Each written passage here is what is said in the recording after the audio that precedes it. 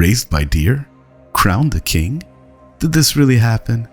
The legend of Gargoris and Habis, exploring the mysteries of ancient Iberia. Welcome to Timeless Secrets Hub. Today, we embark on a journey to uncover the mysteries of ancient Iberia. We'll delve into the fascinating legend of Gargoris and Habis, a story which raises the question about history, myth, and the very nature of kingship.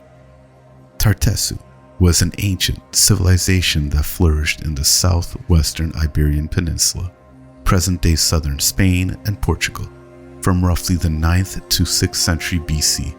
While they may have not left behind detailed diaries, their stories live on through whispers of history. We know they were loaded with riches, silver, copper, the good stuff. They were likely master traders, dealing with cultures all around the Mediterranean. But here's the thing, unlike some civilizations, Tartessian didn't leave behind a mountain of written records. Archaeology and clues from other cultures are our only way to piece together their story. And what a story it is! Legends like the one we'll explore today, the tale of Gargoris and Habis, add a layer of mystery to this fascinating place. Recent digs also uncover incredible treasures and forgotten secrets. But here's the biggest enigma. Tartessian vanished.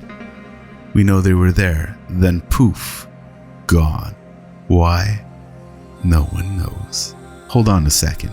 Before we delve into this wild tale of Gargoris and Habis, we need to talk about our source. The story comes down to us through a game of telephone across time. Our main man is a Roman historian named Justin, who lived around 300 AD. He didn't actually witness the events himself, but he wrote a summary called the Epitome of Philippic History. Now this epitome, it's like Cliff Notes of history. Justin took a massive work by another historian, Pompeius Trogus, who lived way back in the time of the Roman Emperor Augustus, and condensed it into a more manageable size. Think of it as the ancient world's version of the Greatest Hits album. Here's the catch. Trogus's work is completely lost, so Justin's summary is the only window we have into Trogus's version of history. Even though Justin might have left out some juicy details, his epitome is still a goldmine of information, especially for things like the story of Gargoris and Habis from Tartessian. So, while there might be some missing pieces, this historical game of telephone is how this fascinating legend has survived for us to explore today. Gargoris and Habis. The forests of the Tartessians, in which it is said the Titans waged war against the gods the Curities inhabited, whose most ancient king, Gargoris, was the first to collect honey. This prince, having a grandson born unto him, the illegitimate offspring of his daughter, tried various means through shame for her unchastity to have the child put to death. But he, being preserved by some good fortune throughout all the calamities, came at last to the throne, from a compassionate feeling from the many perils he had undergone. First of all, Gargoris ordered him to be exposed, that he might be starved, and when he sent some days after to look for his body, he was found nursed by the milk of various wild beasts.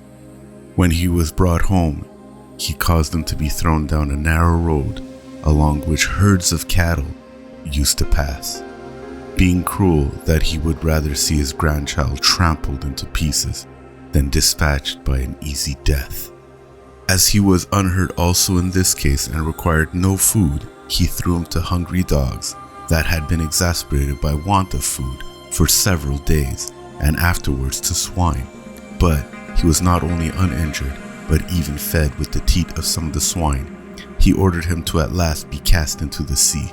On this occasion, as if by manifest interposition of some deity, he had been carried amidst the raging tide and flux and reflux of the waters, not on the billows, but in a vessel. He was put ashore by the subsiding ocean, and, not long after, a hind came up and offered the child her teats. By constantly following this nurse, the boy acquired extraordinary swiftness of foot, and long-ranged mountains and woods among the herd of deers, with fleetness not inferior to theirs. At last, being caught in a snare, he was presented to the king, and then, from the similitude of his features, and certain marks which had been burnt across his body in his infancy, he was recognized as his grandson. Afterwards, from admiration of his escape from so many mischances and perils, he was appointed by his grandfather to succeed him on the throne. The name given him was Habis, and as soon as he became king, he gave such proofs of greatness, and he seemed to have been deliberately rescued through the power of the gods from so many exposures to death. He united the barbarous people by law. He was the first that taught them to break oxen for the plow and to raise corn from the tillage. He obliged them, instead of food procured from the wilds, to adopt a better diet, perhaps through the dislike of what he had eaten in his childhood. The adventures of this prince might seem fabulous. Were not the founders of Rome said to have been suckled by a wolf, and Cyrus, king of the Persians, to have been brought up by a dog? He ordered the people should not carry out servile duties, and he divided the population among 7 cities. After Habis was dead, the sovereignty was retained for many generations by his successors. A significant portion of my analysis is based on the insight of Carolina Lopez Ruyu's paper, Gargoris and Habis, a Tartessic myth of ancient Iberia and the traces of Phoenician Euhemerism. In particular, her exploration of the story connection to the Near East tradition and the possibility of Phoenician influence were instrumental in shaping my understanding. So, let's unveil these layers together. The story of Gargoris and Habis isn't just a fanciful tale. It's a window into the ancient Tartessian culture. Even though it's located in the southern Iberian Peninsula, the legend of Gargoris and Habis might have its roots in the Near East storytelling tradition, where heroes bring civilization, possibly influenced by the Phoenician ideas, and then adapted and retold within a Greek framework. Unlike typical Greek myths, where gods bestow gifts of civilization like agriculture and law, the story of Gargoris and Habis align more closely with the Near East tradition. Here, heroes are credited with bringing advancements to humanity.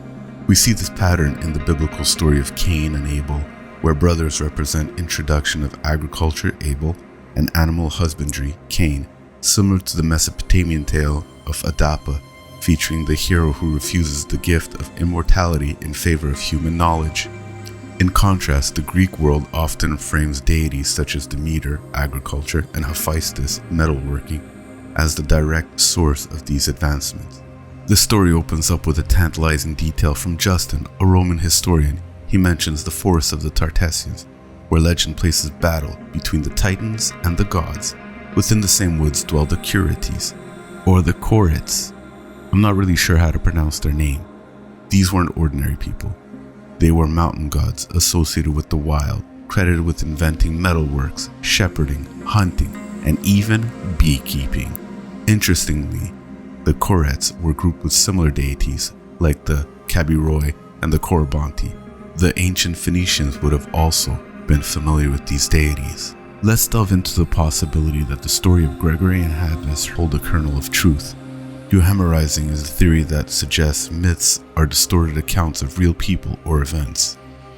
Could Habis be a real ruler? Imagine Habis not as a mythical figure, but as a real Tartessian ruler. The challenges he faced as a baby, abandonment, and encounter with wild animals could be symbolic representation of the struggles he overcame before claiming the throne. Perhaps these fantastical elements were embellishments that grew over time, adding a layer of wonder to his story. The animals that raised Habis, such as deer or dog, could symbolize resourcefulness and resilience in the face of adversity. The repeated attempts on his life as a baby might be a metaphorical way of representing political rivals or power struggles he faced on his path to kingship, and his miraculous survival could highlight the exceptional qualities and destiny to become a great leader. Through this euhemeristic lens, the core story might be a distorted account of a king's difficult rise to power. Over time, the details became more fantastical, perhaps to portray him as almost divinely chosen. Ultimately, the story reinforces the idea of a strong, capable leader who brought order and prosperity to Tartessos, aligning with Habis' roles to introduce laws and agriculture. But is it at all true? While Euhemerism offers an intriguing perspective, it has limitations. Separating historical fact from fiction in this case is challenging. We simply don't have enough independent evidence to confirm the existence of a real ruler named Gargoris or Habis.